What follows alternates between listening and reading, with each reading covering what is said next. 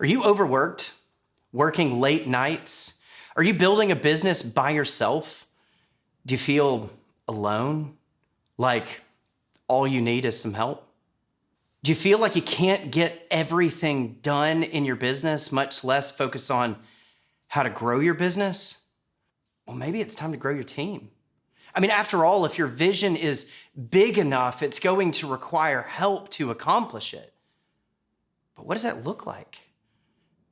How do you hire people? What's the difference between an employee and an independent contractor? My name is Josh Andrews, and this is Legal to English.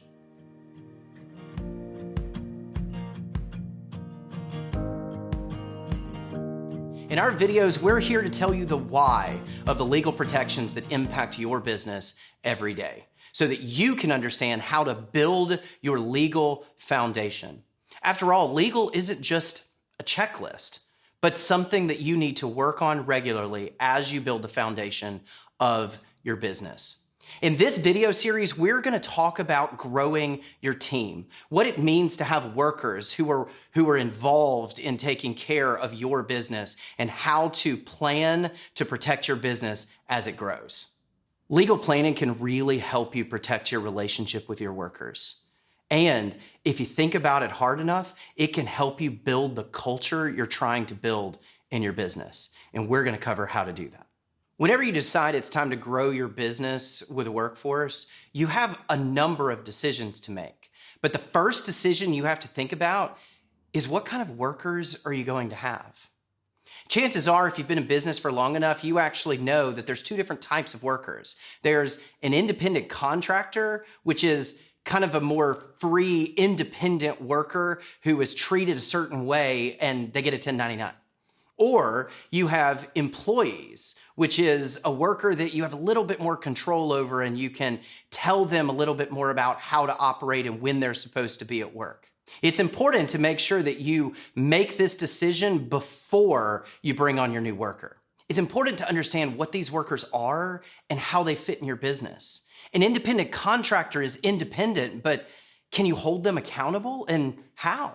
And an employee, you have a little bit more control over, but how do you make sure that that employee feels like they can make decisions and move your business forward? Treating a worker as an employee, but paying them as an independent contractor can have serious consequences, and we are going to talk about that in this series. You have to understand the cost of how these workers impact your business as you move it forward. And there's a couple of different ways to approach the decision of whether you have an independent contractor or an employee. And sometimes it kind of depends on where you are when you're making that decision. Hopefully, you are going to decide what kind of worker you have, what their job responsibility is going to be, and how you're going to treat that worker before you get started. And you're going to make that decision, and you're going to bring them on as either an independent contractor or as an employee.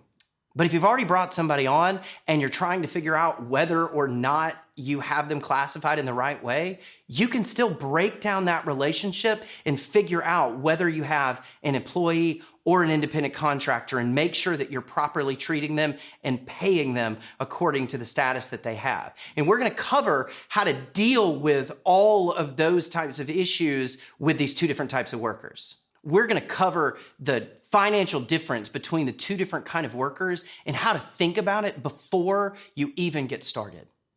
Then we're also going to talk about how to build your culture through policies, how to train and teach your workers to make sure, as you have new and additional people who are out there speaking and doing things for your business, that your business is still growing in a unified way, and that you're speaking with one voice through all of your workers and their various relationships. And then we're also going to talk about what happens when it just doesn't go right. Because sometimes that relationship just doesn't work. Sometimes it requires a level of discipline and teaching. And sometimes you have to end the relationship. But how do you do it right? Because with so many legal things, there's a right way and there's a wrong way. And it's important to document that process and deal with it. And we're going to talk about how to document that process and make sure that you're approaching it in the right way. So join us in this series, and you're going to learn how to tell the difference between an independent contractor and an employee. how to use policies to make sure that you are building the culture of your business the way that you want it to so you can fulfill your vision and your mission, and how to properly handle the discipline and possibly the ending of that relationship.